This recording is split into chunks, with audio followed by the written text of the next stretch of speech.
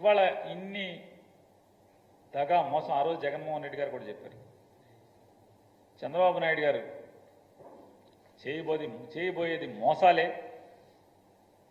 ఖచ్చితంగా 2014 నుంచి 19 దాకా ఏ రకంగా మోసాలు చేశాడో, ప్రజల్ని మోసగించాడో అదే రకంగా మళ్ళీ మోసగిస్తాడు అని చెప్పాడు.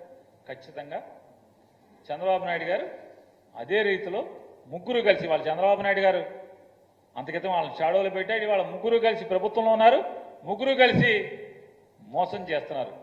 భారతీయ Janata party, Janasena party, Telugu Desam party ముగ్గురు కలిసి కూడా ఈ ఆంధ్ర రాష్ట్ర ప్రజల్ని వంచిస్తున్న దానికి ఉదాహరణలతో సహా చెప్పాను. ట్రూ అప్ ఛార్జెస్ తీసేస్తా ఉన్నారు, ట్రూ అప్ ఛార్జెస్తో బిల్లులు ఇస్తున్నారు. సినిమా వాళ్ళకి టికెట్లు మా తప్పన్నారు, అదే జీవోతో మీరు ఇవాళ సినిమా ప్రదర్శనలకి, సినిమా రేట్లు పెంచుకుంటాకి మీరు జీవోలు ఇస్తున్నారు. అమ్మకి వందనం అన్నారు, అమ్మకి వందనం పెట్టి పిల్లలకి పంగనామాలు పెడుతున్నారు. అమరావతి సంపద సృష్టించి నిర్మాణం చేసేస్తామన్నారు, ఇవాళ ఎప్పుడవుద్దో తెలియదు అంటున్నారు. పోలవరం 72% మేము కట్టాం, మేము వచ్చి తెల్లారేపటికి పోలవరం పూర్తి చేస్తా ఉన్నారు, ఇవాళ పోలవరం ఎప్పుడవుద్దో తెలియదని చెప్తున్నారు. ఇవన్నీ కూడా ఎన్నికల ముందు చెప్పిన మాటలు మోసపు మూటల కింద ఇవాళ ప్రజలకి కళ్ళకు కట్టినట్టుగా వాళ్ళు చూపిస్తున్నందుకు ఖచ్చితంగా ప్రజలు కూడా రేపు ఎల్లుండ తొందరలోనే మీరు ఇచ్చినటువంటి తప్పుడు హామీల్ని నిలదీసేటువంటి రోజు, మిమ్మల్ని బజార్లో నిలబెట్టే రోజు తొందరలోనే ఉందనేది కూడా మీకు హెచ్చరిక చేస్తాను.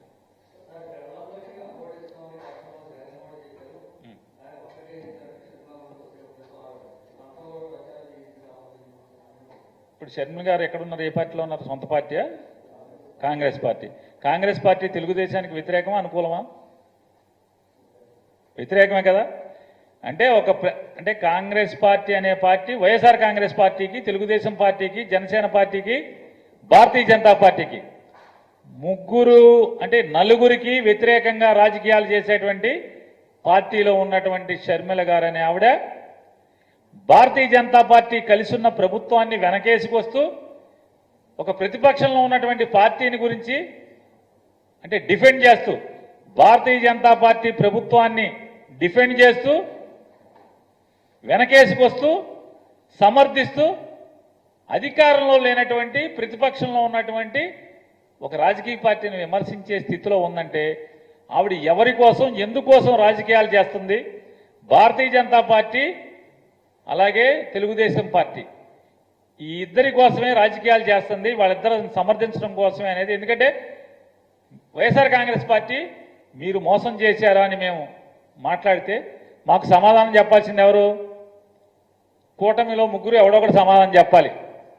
వాళ్ళ కూటమి ఎవరు సమాధానం చెప్పకుండా కాంగ్రెస్ పార్టీ మాకు సమాధానం చెప్తుందంటే, కాంగ్రెస్ పార్టీ మమ్మల్ని విమర్శిస్తూ భారతీయ జనతా పార్టీ, తెలుగుదేశం పార్టీ ప్రభుత్వాన్ని సమర్థిస్తుందంటే ఇక మీరు ఆ రాజకీయాలు ఏ స్థాయికి దిగజారి ఉన్నాయో, ఆ పార్టీ ఏ స్థాయికి దిగజారిందో, దిగజారి రాజకీయాలు చేస్తుందో ఇంకా నేనేం సమాధానం చెప్పాల్సిన పని లేదు.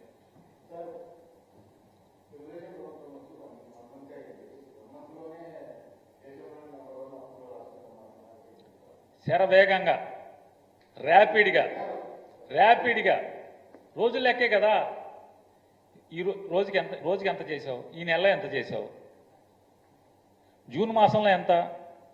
ఆటోమొబైల్ సేల్స్ ఉంటాయి కదండి, జూన్ నెలలో మారుతి అమ్మకాలు ఎక్కువగా ఉన్నాయి, మీరే రాస్తుంటారు కదా, టీవీలో పేపర్లో చూపిస్తున్నారు కదా. జూలై మాసంలో ఇన్నోవా కిర్లోస్కర్ ఎక్కువ ఉన్నాయి.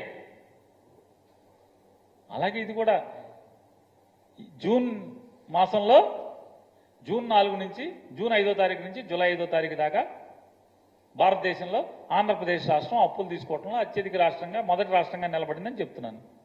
నీ దాంట్లో తప్పే ఉంది నేను మాట్లాడిన దాంట్లో అన్నా. సంపద సృష్టిస్తానని కదా వచ్చింది నువ్వు. సంపద సృష్టించకపోగా అప్పులు సృష్టించడంలో నెంబర్ 1 ఉన్నావని చెప్పాను. నేను ఇచ్చింది సమాచారం. తప్పుంటే నేను మాట్లాడిన దాంట్లో తప్పు ఏంటో నన్ను ప్రశ్నించండి. నెల రోజుల్లో ఈ రాష్ట్రాన్ని ఏదో చేయమని అంటలేదు. ఎన్నికల ముందు ఏం మాట్లాడారు, ఇవాళ ఏం మాట్లాడుతున్నారు అని చెప్తున్నాను. సంపద సృష్టిస్తా అన్నారు, మీ హామీలను అమలు చేయడానికి సంపద సృష్టిస్తా అన్నారు. చివరికి జీతాలు ఇవ్వటానికి కూడా అప్పులు తెచ్చే పరిస్థితి కదా మీది. ఈరోజు కూడా ఇక్కడ అక్కడ భారతీయ జనతా పార్టీ ప్రభుత్వమే ఉంది, ఇక్కడ అక్కడ తెలుగుదేశం పార్టీ ప్రభుత్వమే ఉంది, ఇక్కడ అక్కడ కూటమి ప్రభుత్వం ఉంది. ఈ కూటమి ప్రభుత్వంలోనే దేశ ఆర్థిక మంత్రి ఈ రోజు కూడా చెప్తున్నారు ఆంధ్రప్రదేశ్ రాష్ట్ర అప్పులు 4 లక్షల కోట్లు చిల్లరాని. మరి నిన్నటిదాకా మీరందరూ కూడా ఆఖరికి భారతీయ జనతా పార్టీ అధ్యక్షురాలను ఇక్కడ బోర్డు పెట్టుకున్నవాడు కూడా 15 లక్షల అప్పులు, 15 లక్షల కోట్ల అప్పులు అని చెప్పింది. మరి ఎవరిని నమ్మాలి? ఎవరిది మోసం? ఎవరిది అబద్ధం? చెప్పండి మీరు. నిర్మలా సీతారామన్ గారు ఈ దేశానికి ఆర్థిక మంత్రి.